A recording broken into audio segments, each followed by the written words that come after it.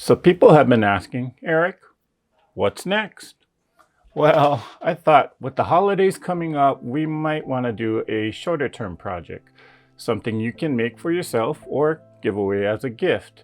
And so in today's video, we're going to be talking about the fabric requirements, as well as giving a little bit of an explanation as to how this quilt-along is going to work. So let's get rolling.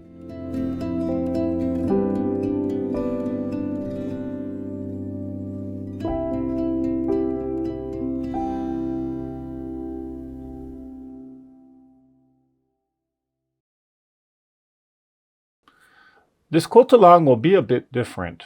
We're not following any particular pattern, and I'm not writing any pattern for this, for a very good reason. Well, at least I think it's a good reason.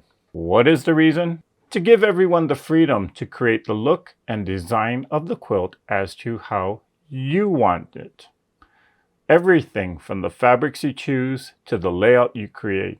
Even the blocks themselves to some degree, all of this will be customizable. What do I mean by this? Well, any experienced quilter can tell you that there are multiple ways of creating the same quilt block. You might find some techniques easier than others, and most of these quilt blocks can be modified using different cutting or sewing techniques which yield different results. The quilt block has 25 blocks that finish at 8 inches. And they're not very difficult to do. These blocks are very beginner friendly. Trust me, after doing the Lemoyne Star, we ain't doing no Y seams. Although there are 25 blocks total, there are only 5 different block designs. You will construct each block design 5 times, but should you choose to, you can make it look different by using different fabrics or using different construction methods. Or you could just do 2 or 3 block designs and just make more of them. You decide how to make it, and you will decide which fabrics to use. With each video, I will be demonstrating how to construct the block using various techniques, so that if you want to make your block, say, scrappy, or if you just want to use a solid print, you can do so. Again, you will choose the method that you like. Or if you want to try experiment with different techniques, go ahead. I am giving you permission. Even the layout will be your choice. In the example, I put this quilt together in a traditional grid format where you add sashing, sew the blocks into rows, and sew the rows together. Now with this example quilt, well, I planned it as a wall hanging, but I'm thinking of turning it into a Christmas advent calendar. Now with the quilt that I'll be sewing alongside all of you, well, I'm planning to make a throw size quilt. I'll be using a Christmas themed quilt panel that I have, and I'll probably place that panel in the center, then add all the blocks around it.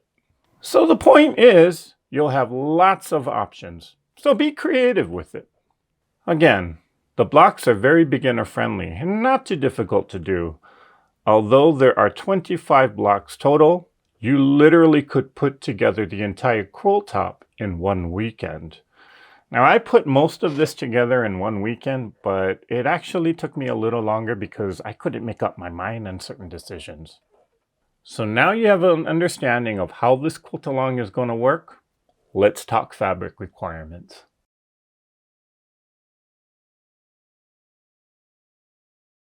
Now, choosing fabrics is kind of a skill. I mean, sometimes I choose fabric combinations that should work together in theory, but in reality, it's horrible.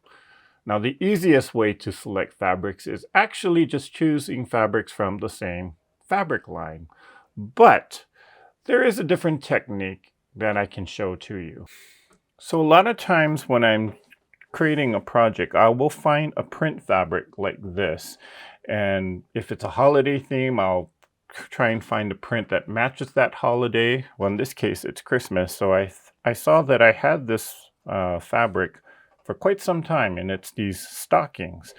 Now, just these print fabrics, I like to call them my inspiration fabric or my focal fabric. And in using this print, what I'm looking at is the different colors that are on this or are part of this print. So here For example, I see a lot of red. Obviously, there's a ton of green because the background is green, but I see red. I also see this little maroon color, a lot of white. And so just drawing inspiration from this, I pull out the colors that I can see, and then I go shopping through my stash to see what else I have. I saw that I had all these red fabrics here because, again, there's a lot of red. So I didn't have much red in my collection, but this is what I had. So I figure, yeah, I can use this. I had a little bit more green fabric, but these are the ones that I chose to use. Now, most of these fabrics, or most of like even this red fabric and the green fabrics, this was part of a different collection that was not Christmas themed. And this fabric, well, I'm not even sure where I got that fabric from, to be quite honest. But when you put it all together and you match it with the red, it kind of works. I mean, red and green are traditional Christmas colors anyway, but sometimes when fabrics are printed part of a different line for a different holiday or for a different reason, you can still use it for other things. Now, adding in this white background kind of made the whole kind of fabric collection complete, so this is what I went with. So again, just by looking at the print here, or just finding some focal fabric, you can draw inspiration for the colors, for the types of fabric that you want to pull from. So that's how I came up with this combination. Now, in the quilt that I will be sewing right alongside with you, I decided to actually use this panel. And this panel actually served as my inspirational fabric. And so when I looked at the fabric, of course, I see a lot of silver, and we see different shades of blue here, as well as a lot of blue here. And so digging out through my stash, I found, yep, a lot of different shades of blue that can be used. And I did find this one gray. I'm not sure if I'm going to use this gray or not, but we'll see how it looks. And just to add an accent or something kind of in between, maybe a little highlight for the sashing, I found this teal color. And I thought I need to get a little bit more silver. So I did have this, and it does introduce a red, so I may or may not use it, but maybe I'll put this in for the binding. I don't know. We'll see how it goes. But just by finding this one inspiration fabric, I have a color palette that can give me some direction as to what other fabrics I want to incorporate. So give this technique a try. Find a focal fabric or find an inspiration fabric and pull out the colors from that fabric to give you some direction as to what other fabrics you can incorporate. In constructing this example quilt, I used 1 yard of each of the color and print fabrics and about 2 yards of the background fabric.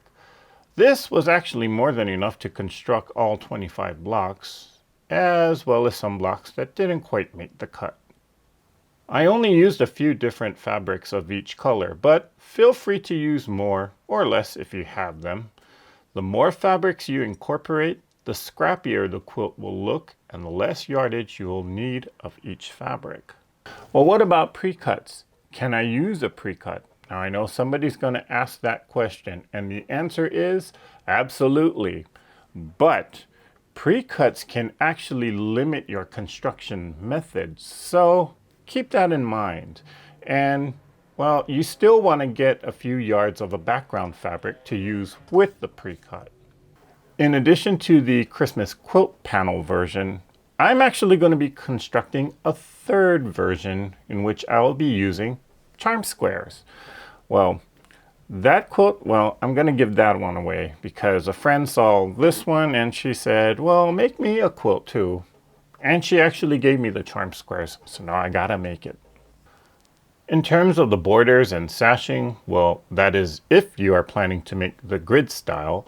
That took about 3/4 of a yard for the sashing and about a half a yard for this outer border. I'm guessing the binding will also take about another half a yard as well. But if you want to be on the safe side, just get extra fabric for the sashing, the borders, and the binding.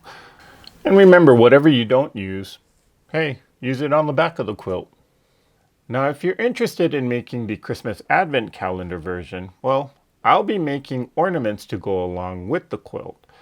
Those will be done on future YouTube live sessions, and you can use the extra fabric to make those ornaments.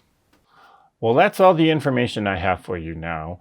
If you have any additional questions, or maybe I forgot to mention something, put it down in the comments section below, or send me an email at treasureheartcreations2020@outlook.com. Well, let's start gathering our supplies, and I will see you when we start making block number 1. Until then, go out and create something.